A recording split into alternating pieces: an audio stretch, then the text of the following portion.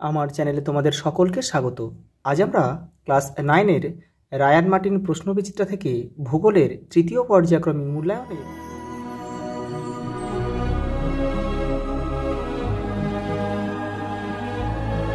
দেখো, আমরা এই পর্বে কেবলমাত্র মান 1 এবং ম্যাপ পয়েন্টিংটাই করাবো। কারণ কি বলতো, তোমাদের বিভিন্ন রাইটারের বই তোমাদের কাছে রয়েছে, বিভিন্ন জনের কাছে বিভিন্ন রাইটারের বই রয়েছে। তোমাদের সবার কাছে কিন্তু একই বই নেই, তাই আমি কোনো একটা নির্দিষ্ট বই থেকে করালে কিন্তু তোমাদের সবার সুবিধা হবে না। তোমরা মান 2 এবং মান 3 বা মান 5 যেগুলো, সেগুলো কিন্তু বইয়ে অনায়াসে পেয়ে যাবে, যে কোনো বইয়ে পেয়ে যাবে। কিন্তু মান 1 আর ম্যাপ পয়েন্টিংটা তোমাদের একটু অসুবিধা হবে। আমি মান 1 অর্থাৎ বিভাগ ক এবং বিভাগ খ আমি এখান থেকে সলভ করে দিচ্ছি, দেখে নাও। দেখো, প্রথম প্রশ্ন দেখো, উঁচু স্থান থেকে দিগন্ত রেখাকে দেখতে লাগে বৃত্তাকার। Option A. পরেরটা দেখো, ভারতের মহাকাশচারী ছিলেন, দেখো, রাকেশ শর্মা। নিরক্ষীয় ব্যাস ও মেরু ব্যাসের মধ্যে পার্থক্য 43 কিলোমিটার। মকর সংক্রান্তির দিনটি হয়, দেখো, 22শে ডিসেম্বর।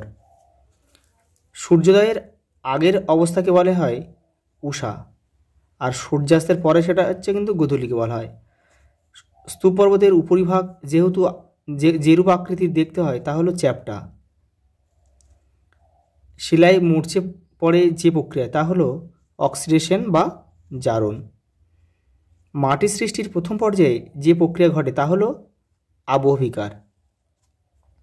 প্রদত্ত যেটি মনুষ্যসৃষ্ট বিপর্যয় তা হলো পারমাণবিক বোমা বিস্ফোরণ, আর এগুলো কিন্তু সবই প্রাকৃতিক। একটি অপ্রচলিত শক্তির উৎসের উদাহরণ হচ্ছে ভূতাপ শক্তি। পরেরটা দেখো, একটি সামাজিক সম্পদের উদাহরণ হচ্ছে বিদ্যালয়। মুর্শিদাবাদে যে কারণে পর্যটন শিল্প গড়ে উঠেছে তা হলো ঐতিহাসিক স্থান।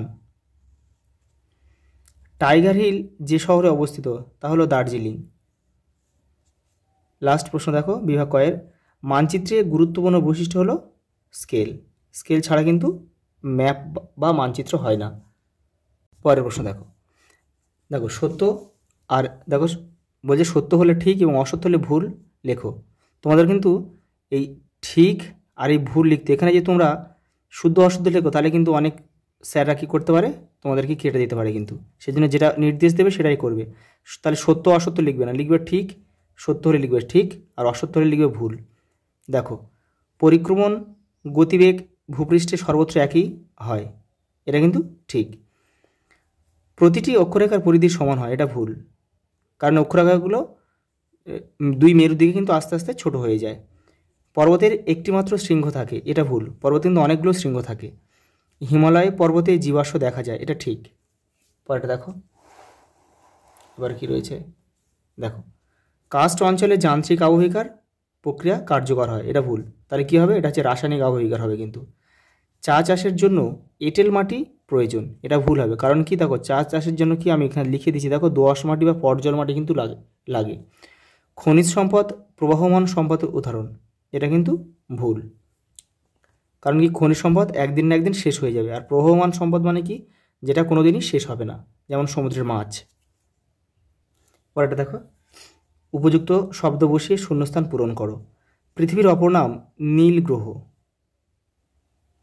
কারণ পৃথিবীর 3 ভাগ জল 1 ভাগ স্থল, তাই মহাকাশ থেকে পৃথিবীকে নীল দেখায়, সেই জন্য নীল গ্রহ বলা হয়। দেখো, নেপচুন হলো একটি বহিস্থ গ্রহ। দেখো, ভঙ্গিল পর্বত গিরিজনী আলোড়নের ফলে সৃষ্টি হয়। দাবানল এক ধরনের প্রাকৃতিক দুর্যোগ। পরেরটা দেখো, এবারে রয়েছে, দেখো, পশ্চিমবঙ্গের দক্ষিণ 24 পরগনা জেলা সর্বাধিক ঘূর্ণিঝড় প্রবণ, কারণ এটা উপকূলের একদম গায়ে অবস্থিত বা লাগোয়া।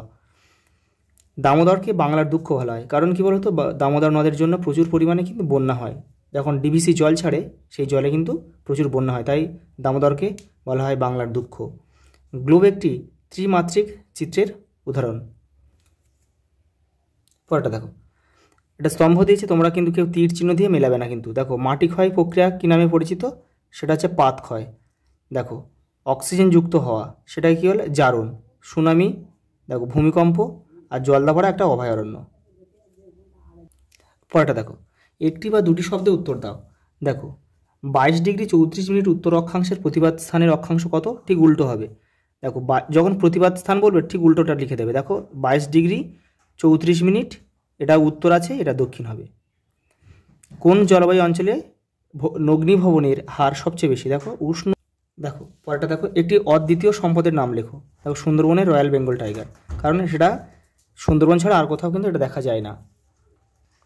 পরেরটা দেখো, এক প্রকার পরিবেশ বান্ধব বিদ্যুৎ শক্তির নাম লেখো। সেটা হচ্ছে বায়ু শক্তি, আর এটা কি? সৌরশক্তি।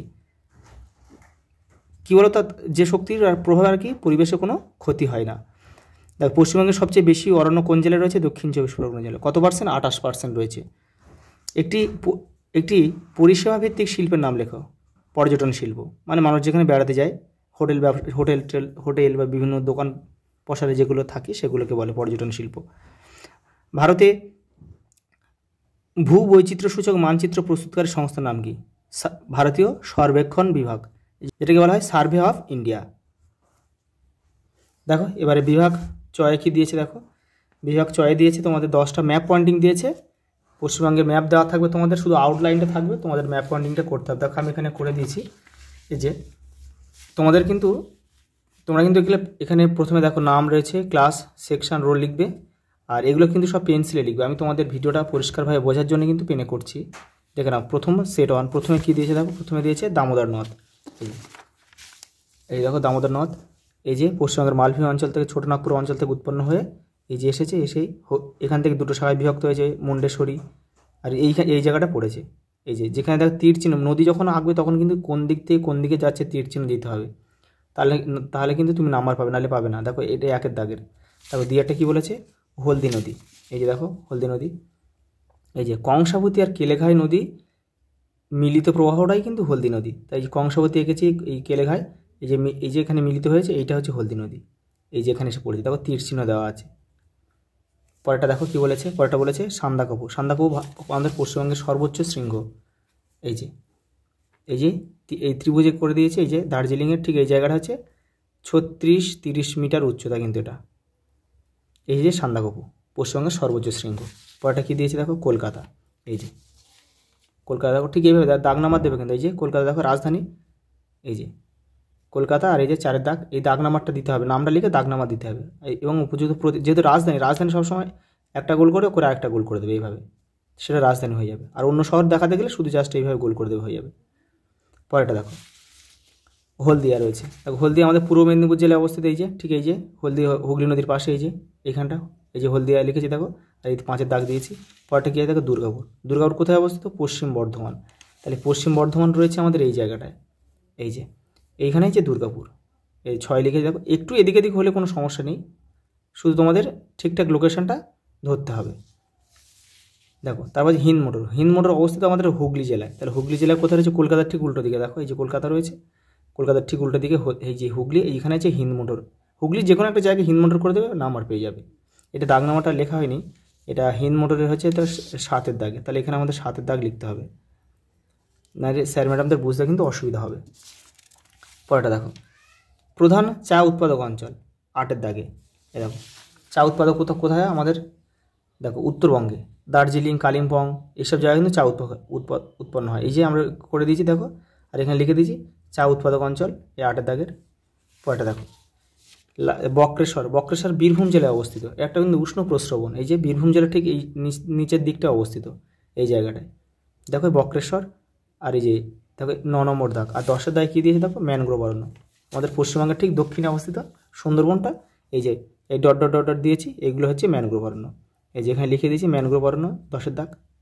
ঠিক এভাবে কিন্তু করতে হবে, তোমরা কিন্তু সব পেন্সিল দিয়ে করবে কিন্তু। আচ্ছা এই পর্যন্ত, দেখা হবে পরের ভিডিওতে।